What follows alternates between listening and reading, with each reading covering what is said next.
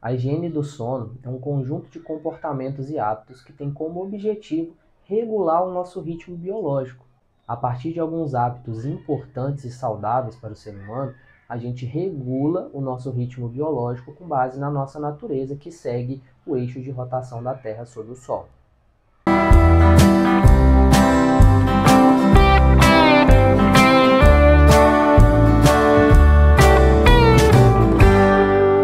Muitas pessoas na sociedade moderna têm dificuldade para dormir, e isso é válido com base na quantidade de estímulos que a gente tem acesso durante o nosso dia. São muitas demandas, muita pressão, excesso de luzes, excesso de estímulos que consequentemente prejudicam o nosso ritmo biológico e faz com que a gente tenha uma condição de vida não natural. Na maioria das vezes, quando as pessoas pensam em dificuldade para dormir, em insônia ou qualquer outro tipo de distúrbio relacionado ao sono, as pessoas logo pensam em recorrer à medicação. Porém, o tratamento de primeira linha para qualquer tipo de distúrbio do sono é a higiene do sono. Quando a gente pensa em higiene do sono, algumas pessoas logo imaginam que é alguma coisa que a gente vai fazer antes de dormir, quando na verdade a higiene do sono ela começa logo ao nosso acordar. A gente precisa aplicar um conjunto de hábitos e comportamentos a partir do momento que a gente desperta. É fundamental a gente ter rotina. O ser humano ele trabalha muito bem com rotina. Nosso corpo é regulado baseado em horários, baseado em ciclos que se repetem durante 24 horas. Então é fundamental a gente trabalhar com rotina, por mais que muitas pessoas às vezes não gostem da rotina. A rotina ela é fundamental para o nosso corpo. O nosso corpo precisa automatizar muitos processos que acontecem. E quando a gente não tem rotina, isso fica prejudicado e, consequentemente, também prejudica o nosso sono. Então, para a gente começar uma higiene do sono, a gente precisa definir um horário para dormir e um horário para acordar, pensando na natureza do ser humano, que precisa de 7 a 9 horas de sono para passar pelo processo completo e regulador que o sono, nos traz. A partir do momento que eu defino o horário que eu vou dormir e o horário que eu vou acordar todos os dias, isso precisa repetir todos os dias. Eu preciso deitar mesmo que eu não tenha sono, e eu preciso acordar mesmo que eu esteja com sono naquele mesmo horário. Uma das primeiras coisas que a gente precisa fazer ao acordar é se expor à luz solar. Alguns especialistas estimam algo em torno de 30 minutos a 1 hora por dia, né?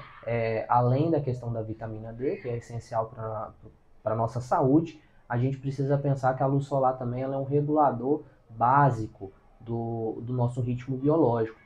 Então, a partir do momento que a gente se expõe à luz solar, é quando o nosso cérebro tem a informação de que a gente realmente acordou e que o nosso dia começou. É quando ele vai parar de produzir melatonina, que é um hormônio que induz ao sono, e vai começar a produzir outros hormônios, ou vai entrar em início outros processos que são importantes para a nossa ativação, para o nosso alerta no dia a dia. Um outro hábito que é importante a gente ter logo pela manhã, quando a gente quer regular o nosso sono, é fazer atividade física. Muito porque a gente tem a produção da melatonina, a indução ao sono na noite, baseado no horário que a gente tem o pico de cortisol. Né? A nossa melatonina é produzida cerca de 12 a 14 horas depois do pico de cortisol que a gente teve durante o dia. O cortisol é o hormônio do estresse. Então, quando a gente faz atividade física cerca de 2 a 3 horas após a gente acordar, a gente meio que regula essa produção de melatonina para cerca de 12 a 14 horas depois desse pico maior aí de cortisol, né? O que, se a gente pegar ali um horário de 6 a 7 horas da manhã, mais ou menos, por volta que a gente acordou, e fazer uma atividade física entre esse horário, entre 6 e 8 da manhã, é muito provável que a nossa melatonina vai ser produzida por volta de 8, 9 da noite, o que deve induzir o nosso sono por volta de 10, 11 da noite. Como eu já disse, também é muito importante a gente ter rotinas. Então, para que o nosso dia seja mais leve, mais tranquilo, é importante que a gente tenha os nossos momentos, que a gente consiga tomar o nosso café da manhã, né? Nos alimentar pela manhã é muito importante também. Tomar o nosso café da manhã, ter os nossos momentos, que seja de meditação, de oração, de escutar notícias, de ler. É muito importante que você faça isso de uma maneira mais tranquila, que você consiga automatizar isso dentro da sua rotina, que você consiga repetir e repetir todos esses processos, né? Essa rotina durante os seus dias. Outra coisa que é importante falando de rotina, almoçar, se alimentar sempre nos mesmos horários. Quando você desregula a sua rotina, você prejudica todo esse ritmo biológico, nosso ciclo circadiano, como eu já havia dito. Agora vamos pensar nas coisas que a gente não deve fazer. Por exemplo, cafeína. Cafeína uma das substâncias que hoje a gente pode falar que ela tem evidência científica no aumento do alerta, no aumento do foco. Porém, a cafeína ela tem uma meia-vida de cerca de 8 horas, de 7 a 8 horas mais ou menos. O que significa meia-vida? Meia-vida significa o tempo que 50% que o nosso corpo vai levar para expurgar 50% dessa substância do nosso corpo. Ou seja, se a gente toma a cafeína por volta da parte da tarde, da metade da tarde para frente, é muito provável que ela vá permanecer no nosso corpo até meados da noite, né? Após as 10 da noite. E isso vai prejudicar o nosso sono. Então é importante, né? Os especialistas indicam que a gente tome cerca de 200 ml de cafeína, ou seja, 2 xícaras de cafeína, até as 14 horas, pensando aí nessa quantidade de tempo que ela leva para sair do nosso corpo. Se for fazer atividade física, como eu já falei, atividade física é muito importante, né, para o nosso corpo em N coisas. Se a gente for fazer atividade física, que evite fazer atividade física muito próximo à hora de dormir, pelo menos cerca de 2 horas antes de dormir, porque isso vai prejudicar a atividade física, ela vai estimular a produção de adrenalina, de cortisol, que são hormônios que vão nos deixar em alerta. Então a gente deve evitar qualquer tipo de atividade, seja atividade física, seja ver uma série ou um filme que seja muito pesado, ler um livro muito técnico, estudar, trabalhar, fazer qualquer tipo de atividade que vai ligar o nosso alerta na parte da noite.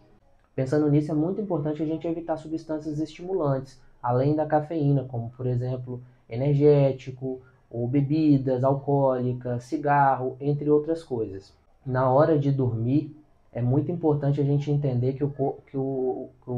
a nossa natureza ela indica que a gente tem um horário para estar mais ativo e um horário para estar mais desligado, mais inativo. Então, se a gente pensar em relação à nossa natureza, a gente tem aí o dia e tem a noite. Então, na parte da manhã é para a gente estar mais ativo, na parte da noite é para a gente estar mais desligado.